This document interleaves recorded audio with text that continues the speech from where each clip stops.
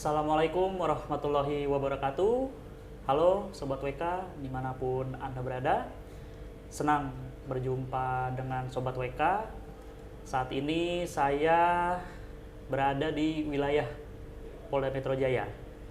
Yang mana dalam kesempatan kali ini kita akan berbincang dengan salah satu sosok yang begitu penting dalam menyampaikan pesan kepada masyarakat, kepada publik seperti itu, yang mana beliau ini baru saja resmi menjabat sebagai Kabid Humas Polda Metro Jaya, yaitu Bapak Komisaris Besar Polisi Trunoyudo Wisnu Andiko. Dan saat ini beliau sudah ada di sebelah saya. Halo Pak Kabid. Selamat malam. Apa kabar ya Pak Kabid? Baik. Oke, nah seperti apa perbincangan kita pada hari ini? Kita akan berbincang terkait bagaimana beliau di kepolisian, mulai dari masuk akademi kepolisian hingga akhirnya saat ini menjabat sebagai Kabid Humas Polda Metro Jaya. Langsung saja kita berbincang-bincang dengan Pak Kabid. Pak Kabid, izin Pak Kabid mau nanya soal perasaan dulu deh. Bagaimana Pak Kabid setelah akhirnya resmi menjadi Kabid Humas Polda Metro Jaya? Ya, kalau ditanya tentang bagaimana rasa atau perasaan ya, yang jelas jabatan apapun termasuk Kabid Humas ini adalah merupakan jabatan amanah. Ya, dimana dengan adanya amanah, tentu ini dengan konsekuensi bertanggung jawab.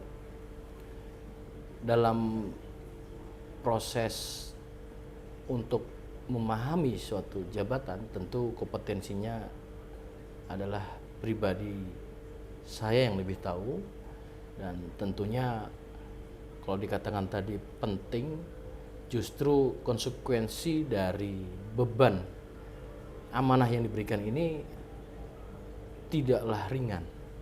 Ya, tidak ringan. Jadi kalau disampaikan tadi secara bagaimana perasaan, ya tentu mengandung suatu makna. Pertama, wajib bersyukur. Yang kedua, kita ikhtiar ya. Ikhtiar, berupaya, dan mohon dukungan seluruh pihak. Karena tidak eranya lagi kompetisi, sekarang eranya adalah kolaborasi. Nah, maka kami mohon disupport, didukung, bantuan baik doa maupun secara upaya apapun, sehingga dimudahkan dan dilancarkan jalan amanah ini. Oke, nah mungkin Sobat WK belum tahu nih Pak Kabid terkait peran dari Bid Humas Polda Metro Jaya sendiri seperti itu. Mungkin bisa dijelaskan seperti apa sih bidang Humas Polda Metro Jaya itu sendiri, Pak Kabid? Ya, bidang humas ini yang diketahui oleh masyarakat luas ya adalah sebagai sosok juru bicara atau melakukan pemberian informasi kepada publik ya, atau orang yang dilembagakan melakukan komunikasi publik. Artinya dalam tugas ini tidak sesederhana yang orang mungkin secara umum ketahui. Di dalam penyampaian ini ada kandungan-kandungan yang bersifat harus informatif, harus edukatif ya, harus partisipatif, dan kemudian juga objektif, dan tentunya adalah suatu bahasa yang namanya komunikasi itu adalah ada 5 hal ya. Sebagai komunikator atau pembicaranya sendiri, bagaimana kualitas isi atau kontennya, kemudian kanal atau saluran channel ya, kemudian juga terutama adalah komunikan atau masyarakat yang menerimanya. Yang paling utama adalah efek. Efek apa yang bisa dirasakan masyarakat ketika kita memberikan suatu informasi publik kepada masyarakat. Ini yang paling penting. Dan tentunya apabila itu diterima oleh masyarakat, masyarakat akan muncul partisipatif. Ya, seperti itu. Oke. Nah, tadi Pak Kabid sempat menyinggung soal komunikasi. Ya. Nah, kalau dari Pak Kabid sendiri, strategi komunikasinya seperti apa Pak Kabid dalam di bidang humas ini Pak Kabid? Iya, tadi kami sampaikan terkait dengan komunikasi. komunikasi ini sebenarnya suatu hal yang dinamis ya. Perkembangan komunikasi massa itu terkait lahirnya dunia media massa. Ketika media massa ini berkembang, bahkan saat ini ada media sosial ya, terutama adalah media mainstream dulu. Ketika ada media massa, maka yang dilakukan adalah komunikasi massa yang dilakukan teman-teman jurnalis yang menggunakan kanal media massa, kemudian memberikan suatu informasi kepada publik, khalayak ramai, sebagaimana kebutuhan publik.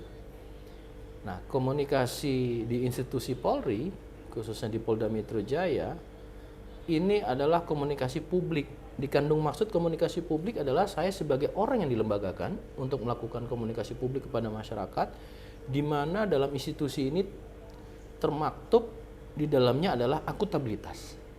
Ketika berbicara akuntabilitas, pertanggungjawaban kepada masyarakat terhadap bagaimana tugas pokok fungsi peran Polri, khususnya di Polda Metro Jaya yang sangat multitasking ya.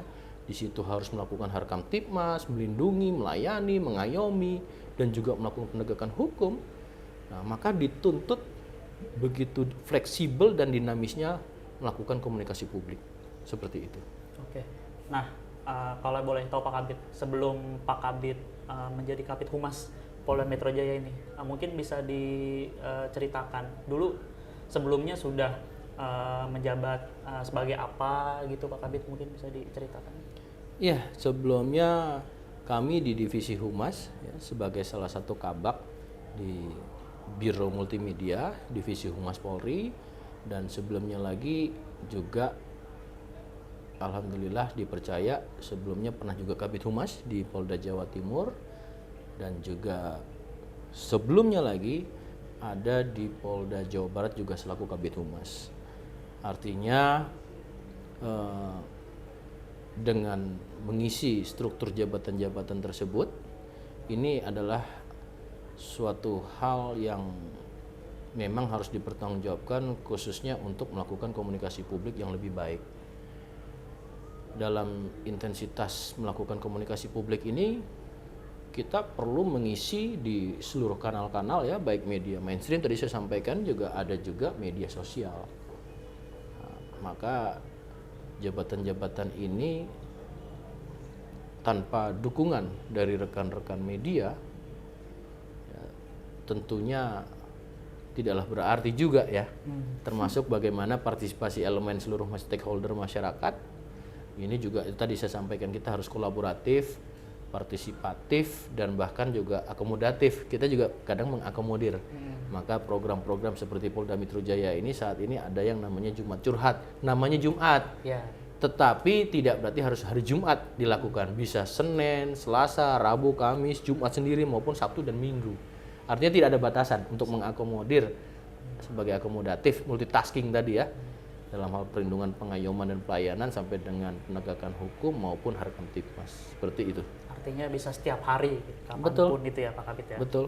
Nah, tadi Pak Kabid sempat bilang pernah menjabat sebagai Kabid Humas Polda Jawa Timur Ya. dan Kabid Humas Polda Jawa Barat. Nah, ada perbedaan nggak Pak Kabid antara Kabid Humas Polda Metro Jaya, Polda Jabar, dan Polda Jatim sendiri? Seperti apa Pak Kabid perbedaan? Secara karakter kerawanan daerah masing-masing memiliki perbedaan ya, namun ada kesamaan. Nah, itu.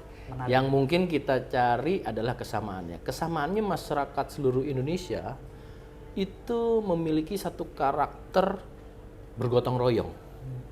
Nah, ini yang mungkin sering diksi atau kalimat ini dilupakan. Ketika menjabat sebagai Kabid Humas tadi saya sampaikan, tanpa adanya kolaboratif dan partisipatif seluruh elemen termasuk media dan tokoh masyarakat, kehumasan juga tidak jalan. Ya, jadi artinya kesamaannya ini mau di Jawa Barat, di Jawa Timur, sampai dengan di Polda Metro Jaya ini guyup, sama-sama heterogen, ya, baik Jawa Barat, Jawa Timur, Polda Metro sekalipun ini sangat heterogen. Artinya bagaimana dalam melakukan komunikasi publik ini mengembalikan public trust kepolisian khususnya di Polda Metro Jaya dengan membuat suatu sistem yang sebagai program Pak Kapolda, yaitu Guyup. Guyup diantaranya sekarang kita sedang kembangkan Guyup RW, ya, diharapkan di RW itu ada 1 polisi. Artinya dengan jumlah anggota Polri yang ada 35.000 dan jumlah RW yang melebihi, ya, ini harapannya adalah bisa mengakomodir tadi. Di situ juga ada unsur dari TNI, ada Babinsa, ada juga dari unsur pemerintahan seperti kelurahan, ya, dan juga tentunya ada Babin Kamtibmas sebagai leading sektor terdepan dari kepolisian yang tugasnya adalah multitasking tadi.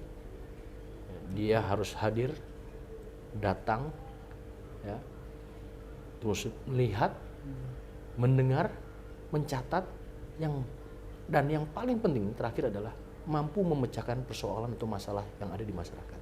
Jadi tidak hanya hadir, seperti itu. Mantap. Nah, tadi Pak Kabit juga sempat bilang public trust. Ya.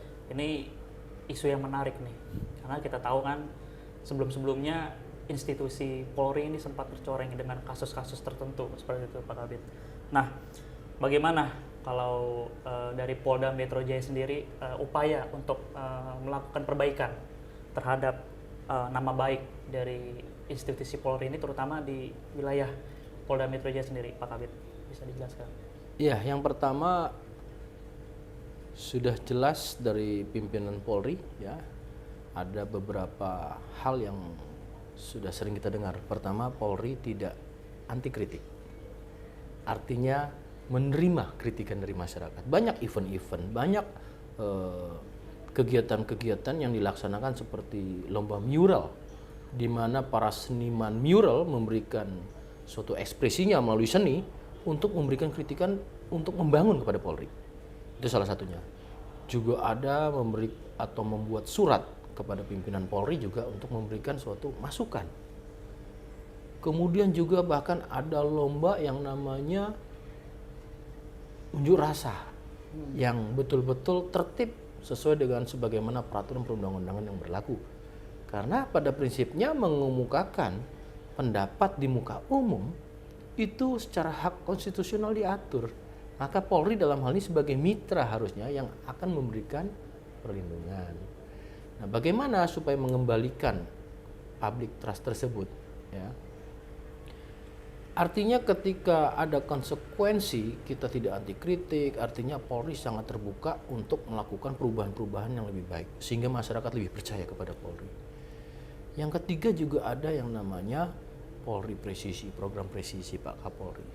Ini ada berbagai transformasi yang dilakukan, ya, baik transformasi organisasi, kemudian transformasi yang namanya operasional, kemudian ada transformasi pelayanan, ada transformasi terhadap pengawasan. Nah, inilah yang kita harus lakukan komunikasi publik kepada masyarakat. Kita isi ruang-ruang literasi bahwasannya masyarakat itu betul-betul kalau memberikan kritik artinya masih memiliki rasa harapan yang tinggi kepada Polri.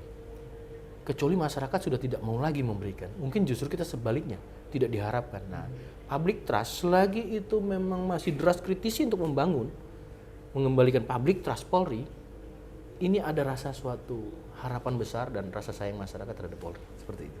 Oke, jadi artinya Polri tidak anti kritik ya Pak Kabit? Betul sekali. Segala kritik dapat ditampung selama itu masih di jalur yang benar seperti itu Pak Kabit. Betul. Ya? Nah, oke Pak Kabit. Nah, kalau boleh tahu Pak Kabit, bagaimana dari Pak Kabit sendiri nih untuk membentengi diri sendiri seperti itu dari korupsi? Karena kan kita tahu baru-baru saja ini pejabat terkena korupsi ya Pak Kabit ya. Nah, kalau dari Pak Kabit sendiri bagaimana nih untuk membentengi diri dari korupsi itu Pak Kabit? Ya, kalau secara pribadi ya, kita membiasakan sesuatu hal dengan satu kejujuran saja. Ya. Kemudian kembali tadi rasa bersyukur yang kami sampaikan di awal, saya sampaikan bahwasannya kebahagiaan tidak harus selalu diukur dengan kesuksesan yang berupa material. Tapi paling tidak kita mensyukuri apa makna dalam menjalani tugas ini sehingga bermanfaat bagi masyarakat atau bagi orang lain. Tentu ini menjadi salah satu benteng. Ya. Kalau program Pak Kapolda dalam berantas, misalkan memberantas narkotika ya, dengan cinta. Artinya dengan cinta begini, berantas narkoba dengan cinta, cintai keluarga, kemudian cintai lingkungan kita. Kemudian juga kalau kita berbasis pada rasa sayang dan cinta dengan lingkungan, keluarga, artinya kita akan membentengi ada suatu barrier kekuatan kita melakukan. Ketika akan melakukan sesuatu, tentu kita akan berpikir jauh sebelumnya, seperti itu. Artinya itu juga apakah ditekankan kepada anggota bidang humas Semua. Polda Metro Jaya, Pak Kabit? Baik di humas, saya rasa juga ini hanya suatu cara memotivasi ya, memberikan atau membentengi dan menginspirasi, memotivasi diri sehingga untuk maju. Saya rasa hanya caranya yang berbeda, tapi saya rasa tujuannya sama. Karena prinsipnya setiap manusia selalu berdoa kepada Yang Maha Kuasa, selalu berdoa yang lebih baik dari hari ini. Tidak pernah ada yang berdoa untuk tidak lebih baik dari hari ini. Nah, harapan itu tentu harus diikhtiarkan dengan upaya tadi. Nah, untuk mimpi besar Pak Kabit sendiri di kepolisian itu apa sih Pak Kabit? Kalau Ya, kita berharap bisa menjadi bagian dari Polri yang betul-betul tidak mengatakan bahwasannya kita berdiri pada diri kita sendiri. Tidak. Tadi saya sampaikan eranya kolaboratif. Artinya saya harapannya memang menjadi Polri yang bisa bermanfaat bagi orang lain tentunya. Karena sebaik-baiknya manusia ya orang yang bermanfaat bagi orang lain. Hanya itu saja. Siap.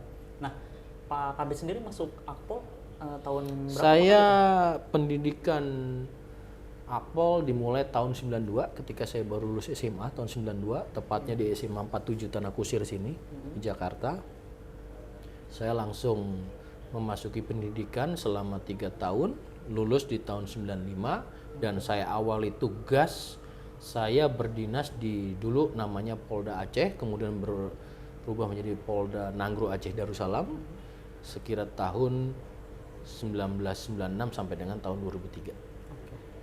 Nah, terakhir Pak Kabit, harapannya untuk Polda Metro Jaya sendiri apa Pak Kabit? Ya, harapannya kepada seluruh tokoh masyarakat, seluruh stakeholder, masyarakat, teman-teman media sebagai mitra strategis dari Humas, ini bisa memberikan dukungan untuk bagaimana mengembalikan public trust terhadap tugas pokok fungsi peran Polri, khususnya Polda Metro Jaya ini yang sangat multitasking. Dan harapannya juga termasuk menghimbau ya, Polda DKI Jakarta ini merupakan rumah bersama. Ayo kita guyup bagaimana mengamankan Kamtibmas dan bersama-sama kita memberikan kontribusi dengan akomodatif, partisipatif dan kolaboratif. Oke, mantap Pak Kabit. Ya, demikian Sobat Warta Kota bincang-bincang saya dengan Pak Kabit Humas Polda Metro Jaya, yaitu Kombes Pol Truno Yudo Wisnu Andiko. Dan Sobat WK, terima kasih sudah menyaksikan tayangan ini. Sampai bertemu kembali di kesempatan berikutnya. Terima kasih. Terima kasih Pak Kabit. Terima kasih. Jangan lupa subscribe ya.